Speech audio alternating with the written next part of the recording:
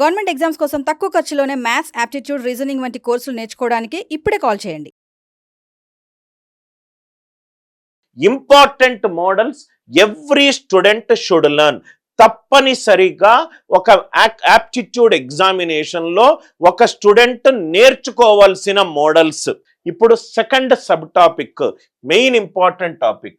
మీకు రేషియో అర్థమవుతే దాని నుంచి డెరివేటివ్లు అర్థమవుతాయి. రేషియో అంటే ఏంటి, రేషియోకి ఫ్రాక్షన్కి కోరిలేషన్ ఏంటి, రేషియోకి సంబంధించి ప్రతి స్టూడెంట్ తెలుసుకోవాల్సిన కొన్ని ఫండమెంటల్స్ ఏంటి, రేషియోకి సంబంధించి some basic application related questions.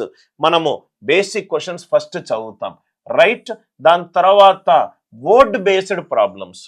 ఈ రేషియోను పర్సంటేజ్ మీరు కరెక్ట్గా అర్థం కాకపోతే మీకు ప్రాబబ్లీ డేటా ఇంటర్ప్రిటేషన్ కూడా మీరు స్ట్రగుల్ అవ్వచ్చు.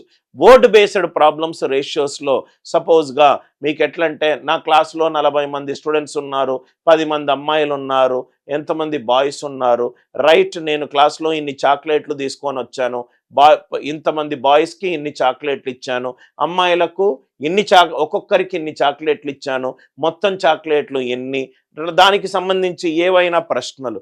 Word based problems. Ratio, addition, జోడింపు అండ్ తీసివేతకు సంబంధించిన ప్రాబ్లములు. 2a + 3b, 5a - 7b, componendo dividendo related problems. Ratio ఇచ్చి రైట్ a:b కనుక్కొని a + b, b + c, c + a అలా ఇవ్వడం. జ్ఞానాలకు సంబంధించిన ప్రాబ్లమ్లు చాలా ఇంపార్టెంట్. రేషియోలో ఇంకోటి చాలా ఇంపార్టెంట్ ఏంటంటే income, expenditure and saving related problems. Ratio మీద అండ్ పర్సంటేజెస్ మీద, బేస్ టాపిక్ల మీద మినిమం మీరు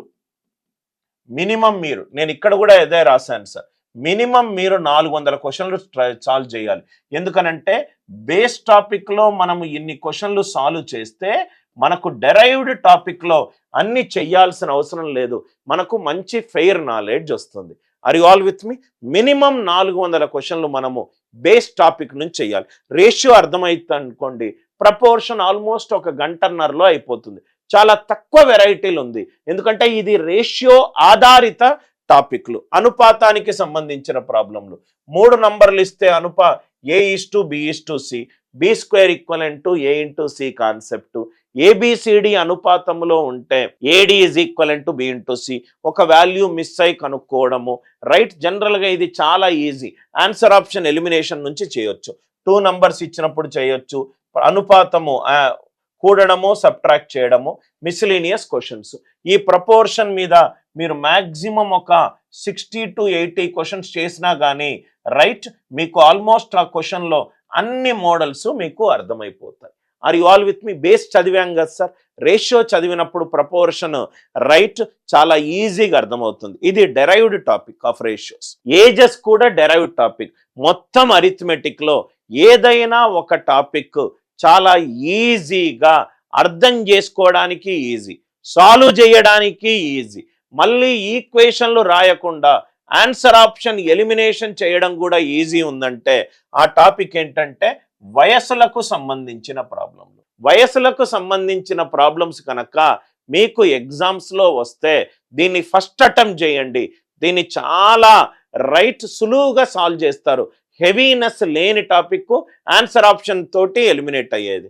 బేసిక్ క్వశ్చన్ రిలేటెడ్ ప్రాబ్లంలు, సగటుకు సంబంధించిన ప్రాబ్లంలు, డిఫరెన్స్ ఆఫ్ ఏజ్ కావచ్చు, sum of age related problems, before or ago.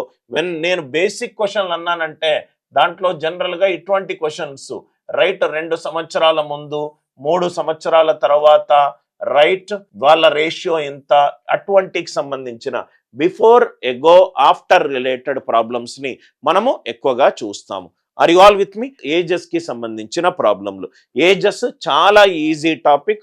Ratio అర్థమవుతే దీన్ని మీరు ఆల్మోస్ట్ ఒక 70 to 80 క్వశ్చన్స్లో మీరు ఈ టాపిక్ మీద మీరు పూర్తి పట్టు సంపాదించవచ్చు. ఆర్ యు ఆల్ విత్ మీ? కానీ అన్ని కాన్సెప్ట్స్, మోడల్స్ తెలిసి ఉండాలి. మీరు షార్ట్ కట్ అప్రోచెస్ మీకు తెలియకుండా ట్రెడిషనల్ అప్రోచ్కి వెళ్తే మీరు ఎక్కువ టైం తీసుకుంటారు. కొంచెము రేషియోలో రైట్, కొంచెము క్వశ్చన్ అర్థం చేసుకోవడానికి ఒక 3 కాన్సెప్ట్లు ఉన్నాయి పార్ట్నర్షిప్లో. ఆ 3 కాన్సెప్ట్లు కరెక్ట్గా అర్థమవుతాయి. ప్రాఫిట్ షేరింగ్ అనేది పెట్టుబడి నిష్పత్తి మీద ఆధారపడి ఉంటుంది. ప్రాఫిట్ షేరింగ్ టైం కాన్స్టెంట్గా ఉన్నప్పుడు, ఇన్వెస్ట్మెంట్ కాన్స్టెంట్గా ఉన్నప్పుడు ప్రాఫిట్ షేరింగ్ అనేది టైం పీరియడ్ నిష్పత్తి మీద ఆధారపడి ఉంటుంది. Time into investment, time period into investment, ఈ రెండు డిఫరెంట్గా ఉన్నప్పుడు profit is equivalent to time period into investment. ఈ 3 కాన్సెప్ట్ల మీదనే మొత్తం పార్ట్నర్షిప్ ఉంటుంది. బేసిక్ లెవెల్ ప్రశ్నలు. దాని తర్వాత ఒకరు బిజినెస్లో పెట్టుబడి పెట్టారు, 3 నెలల తర్వాత వెళ్ళిపోయారు. ఒక బిజినెస్ 6 నెలల తర్వాత కొత్త పర్సన్ పెట్టుబడి పెట్టాడు, దానికి సంబంధించిన ప్రాబ్లంలు. ఒక పర్సన్ ₹1,00,000 పెట్టుబడి పెట్టాడు, సంవత్సరం తర్వాత 10,000 తీసుకున్నాడు. ఇంకో 1,00,000 యాడ్ చేశాడు. పెట్టుబడికి సంబంధించి increase or decrease related problems. నేను ఒక బిజినెస్ రన్ చేస్తున్నాను, ఇప్పుడు పెద్ద బిజినెస్లు రన్ చేస్తే వాళ్ళు 2% సిఎస్ఆర్ కార్పొరేట్ సోషల్ రెస్పాన్సిబిలిటీ మీద డొనేషన్లు ఇవ్వాలి. ఫర్ ఇండివిజువల్ అయితే సెక్షన్ 80G కింద ఇండివిజువల్ ఇవ్వాలి. డొనేషన్ ట్యాక్స్కి సంబంధించిన ప్రాబ్లంలు.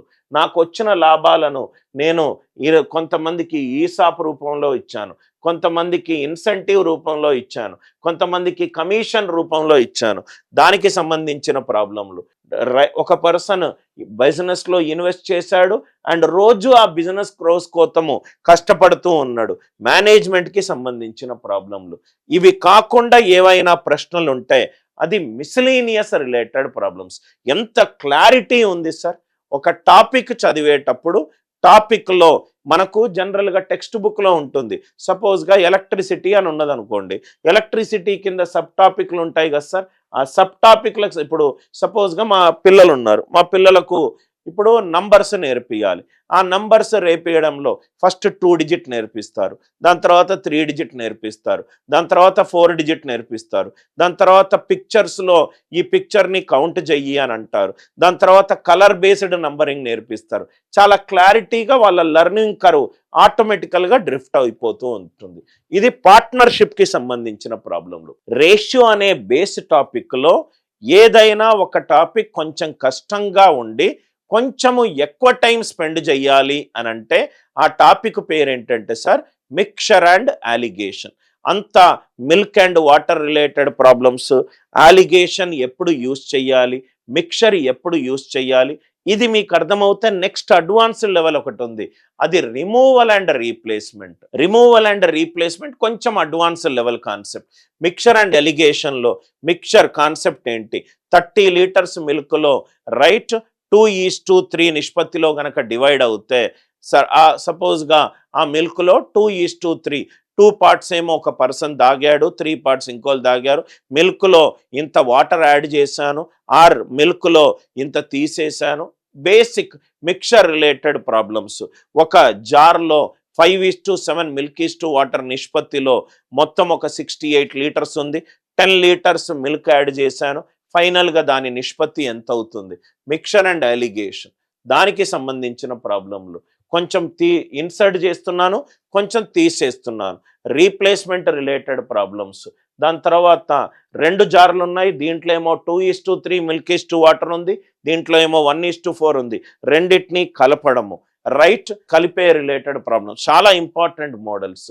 మిక్చర్స్ అర్థమవుతే మిక్చర్ నుంచి అలిగేషన్ కాన్సెప్ట్ మీకు వస్తుంది.